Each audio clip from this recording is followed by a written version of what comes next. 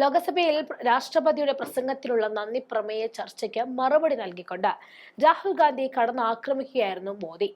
രാഹുൽ ഗാന്ധിയുടെ പേര് പരാമർശിക്കാതെ രാഷ്ട്രപതിയുടെ പ്രസംഗത്തോടുള്ള അദ്ദേഹത്തിന്റെ പ്രതികരണത്തെ പ്രധാനമന്ത്രി രൂക്ഷമായി തന്നെ വിമർശിക്കുകയായിരുന്നു.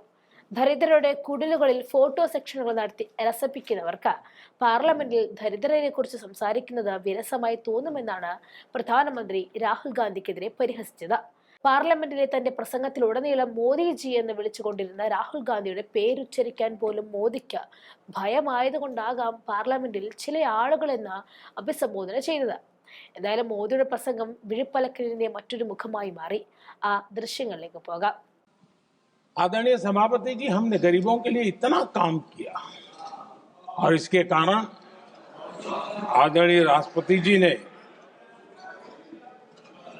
अपने अभिभाषण में इसका विस्तार से वर्णन किया है। जो लोग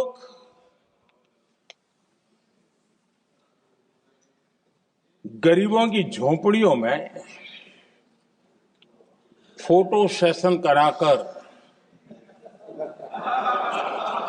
अपना मनोरंजन करते रहते हैं,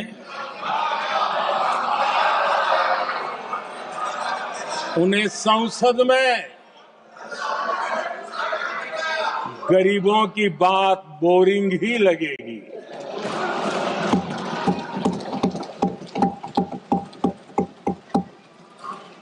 आदरणीय सभापति, समस्या की समाधान का रहता है और हम समर्पित भाव से प्रयास करते हैं।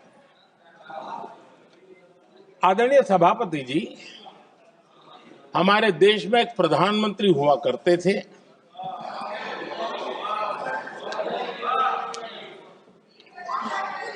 उनको मिस्टर क्लीन करने कहने की एक फैशन हो गई थी। उस प्रधानमंत्री जी को मिस्टर क्लीन कहने की फैशन हो गई थी। उन्होंने एक समस्या को पहचाना था और उन्होंने कहा था कि दिल्ली से 1 रुपया निकलता है तो गांव में 15 पैसा पहुंचता है। अब उस समय तो पंचायत से लेकर पार्लियामेंट तक एक ही पार्टी का राज था। पंचायत से पार्लियामेंट तक एक ही पार्टी का राज था और उस समय उन्होंने सार्वजनिक रूप से कहा था कि 1 रुपया निकलता है 15 पैसा पहुंचता है। बहुत गजब की हाथ सफाई थी।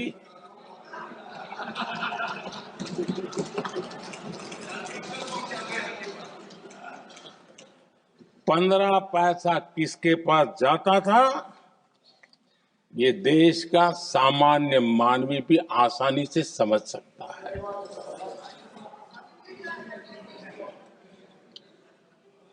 आदरणीय सभापति जी, देश ने हमें अवसर दिया, हमने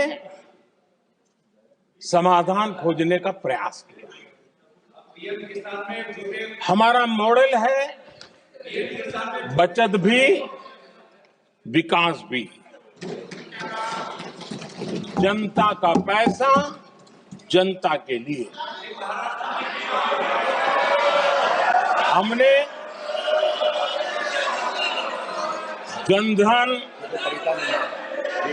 आधार, मोबाइल की जेम ट्रिनिटी बनाई और डीबीटी से डायरेक्ट बेनिफिट ट्रांसफर ये देना शुरू किया। आदरणीय सभापति जी, हमारे कार्यकाल में हमने 40 लाख करोड़ रुपया सीधा जनता जनार्दन के खाते में जमा किया। आदरणीय सभापति जी, इस देश का दुर्भाग्य देखिए, सरकारें कैसी चलाई गई, किसके लिए चलाई गई, माननीय सदस्य, मैं सबसे आपसे आग्रह कर रहा हूं, आप सदन की गरिमा बनाए रखें। बैठे बैठे कोई माननीय सदस्य टिप्पणी नहीं करे, उचित नहीं है, ये गलत तरीका है आपका।